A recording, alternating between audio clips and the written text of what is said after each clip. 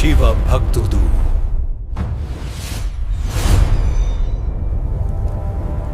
ఈ వీడియోలో మీరు తెలుసుకునే ముఖ్యాంశాలు: శివుని ఆజ్ఞతో పార్వతీ దగ్గరకు సప్త ఋషుల రాక, ఋషులు శివుని నిందించటం, శివనింద, విష్ణువును పెళ్లి చేసుకోమని సలహా ఇవ్వటం, పార్వతీ కోపం, సమాధానం, శివుడు తప్ప మరొకరు వద్దు, పార్వతీ నిష్టల భక్తికి ఋషులు ఆశ్చర్యపోవడం, ఆశీర్వదించటం, నిజమైన భక్తి అంటే ఏమిటో పార్వతీదేవి నిరూపించిన ఈ ఘట్టాన్ని తప్పకుండా చూడండి. అలాగే మా ఛానల్ను సబ్స్క్రైబ్ చేసుకోండి, లైక్ చేయడం మాత్రం మరవకండి. వాగర్థావివ సంపృక్తౌ వాగర్థ ప్రతిపత్తయే జగతః పితరౌ వందే పార్వతీ పరమేశ్వరౌ. పరమేశ్వర స్వరూపమైన శ్రీ శివమహాపురాణ పఠనములకు నమస్కారము. ఇక ఈ వీడియోలో సప్తఋషు పార్వతిని పరీక్షించుట అనే ఘట్టం గురించి తెలుసుకుందాం. బ్రహ్మదేవుడు మొదలైన దేవతలంతా వారి వారి నివాసాలకు వెళ్ళిపోయిన తరువాత శివుడు ఆమె యొక్క తపస్సును బాగా పరీక్షించాలి అని నిర్ణయించుకొని సమాధిలోకి వెళ్ళిపోయాడు. పరమేశ్వరుడు భక్తులకు ఆధీనుడే తప్ప మరొకరు కాదు. ఆయన సమాధి నుండి కదిలాడు. జగత్కారుడైన హరి వశిష్ఠుడు మొదలైన సప్తఋషులను తలుచుకున్నాడు. శంకరుడు తలుచుకున్నంత మాత్రం చేతనే మరుక్షణంలో వారి భాగ్యాన్ని అనేక విధాలుగా తలుచుకుంటూ ప్రసన్నమైన ముఖములతో ఆయన ఎదుట ప్రత్యక్షమయ్యారు. వారు ఆనందభరితులై ఆ మహేశ్వరునికి నమస్కరించి చేతులు జోడించి తలలు వంచి గద్గదమైన మాటలతో ఈ విధంగా స్తోత్రం చేశారట.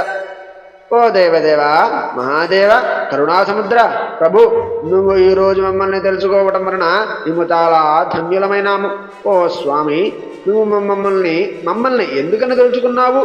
ఆ విషయాన్ని మాకు ఆజ్ఞాపించు. నీ దాసుల మీద చూపించే కృప వంటి కృపను మాపై కొద్దిగా చూపించు. నీకు అనేక నమస్కారములు అన్నారట. కరుణాసముద్రుడైన శివుడు మహర్షుల ప్రార్థనను విని వికసించిన పద్మముల వంటి కన్నులతో ప్రేమగా నవ్వి ఈ విధముగా అంటున్నాడట. ఓ సప్తఋషులారా, కుమారులారా, మీరు చెప్పే మాటలు వినండి. మీరు సర్వజ్ఞులు. మాకు హితము చేసేవారు మీరే కదా. దేవి అయిన పార్వతి ఈ సమయంలో గౌరీశిఖరం అనే పేరు గల పర్వతం మీద దృఢమైన మనస్సుతో తపస్సు చేస్తూ ఉన్నది. ఆమె నన్నే భర్తగా పొందాలి అనే మనసులో స్థిరంగా నిశ్చయించుకుంది. ఆ కారణంగా ఇతరమైన కోరికలన్నిటినీ విడిచిపెట్టి ఆమెను చెలికత్తెలు కనిపెట్టుకుని ఉన్నారు. ఓ మహర్షులారా, మీరు నా ఆజ్ఞతో అక్కడికి వెళ్ళి ప్రేమతో నిండిన మనస్సుతో ప్రవర్తిస్తూ ఆమె మనస్సు ఎంత దృఢముగా ఉన్నది అనే విషయాన్ని బాగా పరీక్షించండి.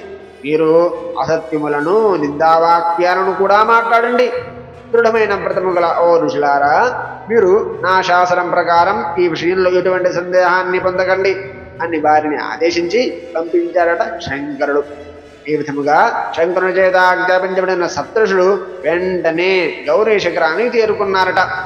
గురుడు శీఘ్రంగా గౌరీ శిఖరాన్ని చేరుకుని ఆమె తపోనిష్టకు విస్మృతులై స్తుతించి ఏ పరమార్థాన్ని ఆశించి ఇంతటి ఉగ్ర తపస్సుకు పూనుకున్నామని ప్రశ్నించారట పార్వతీదేవిని. దానికి ఆమె బ్రాహ్మణ వేషధారుడైన సప్తఋషికి ఇలా సమాధానమిస్తూ ఉన్నదట. ఓ బ్రాహ్మణోత్తములారా, మీరు పరిహాసం చేయకుండా వింటే, అనగా నమ్మకుండా ఉంటే నేను చెప్తాను. నా మనస్సు నీటిపై మహాప్రాసాదాన్ని నిర్మింపు కోరుతూ ఉన్నది. రక్కలు లేని నా మనస్సు అనే పక్షి హఠాత్తుగా ఆకాశంలో విహరిస్తూ ఉన్నది. నా మనస్సు నా వశంలో లేదు. అసంభవమైన కర్మను ఆక్షేపిస్తూ ఉన్నది. రుద్రుడిని భర్తగా పొందాలనే కోరికతో దేవర్షి అయిన నారదుని వచనానుసారంగా ఈ తపస్సు చేస్తున్నాను అన్నదట పార్వతీదేవి. ఆమె మాటలకు బ్రాహ్మణుడు నవ్వి ఆమె దృఢ సంకల్పాన్ని పరీక్షించుకోరి ఇలా మాటలు వెలిగారట. ఓ హిమగిరి రాజనందిని, నారదుడు దాంభీకుడు. మాయమాటలు చెప్పి మోసం చేస్తూ ఉంటాడు. దక్షుని కుమారులకు మాయమాటలు చెప్పే వైరాగ్యాన్ని బోధించి కొడుకులను తండ్రికి దగ్గర రాకుండా చేశాడు. వారంతా భిక్షుకులై తిరుగుతున్నారు. చిత్రకేతుడనే గంధర్వునికి ఉపదేశం చేసి వాడి ఇల్లు గొల్ల చేశాడమ్మా. ప్రహ్లాదునికి హరిభక్తిని ఉపదేశించి తండ్రి కొడుకుల మధ్య చిచ్చురేపాడు తల్లి. నారదుడు ప్రకాశమానమైన దేహం గలవాడే, కానీ మనస్సు మాత్రం మలినం. వాడు ఎవరింట్లో అడుగు పెడితే ఆ ఇల్లు మట్టమవట ఖాయం. వాడి గురించి మాకు బాగా తెలుసు. వాడు నమ్మదగ్గవాడు కాదు.